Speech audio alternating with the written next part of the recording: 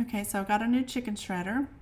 On the lid, it's got prongs on the top and the bottom for the chicken to sit in to shred. This is really lightweight. Um, it's got the nice little handles here for twisting. I put it on a non-slip mat because it was sliding everywhere. Okay, I'm going to put some chicken in. You can do big chunks of chicken like I'm doing, or you can do chicken breast with this. Either one works. I put several in because I'm doing chicken and rice and I want it to be shredded up really good. So you just put the top back on and then you just start turning and you shred it to, I guess, whatever consistency you want it. I want to shred it up pretty good just because I'm doing chicken and rice with this.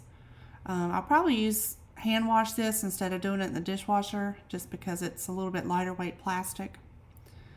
But as you can see, it shredded my chicken pretty good and I'm pretty happy with it. My new favorite tool.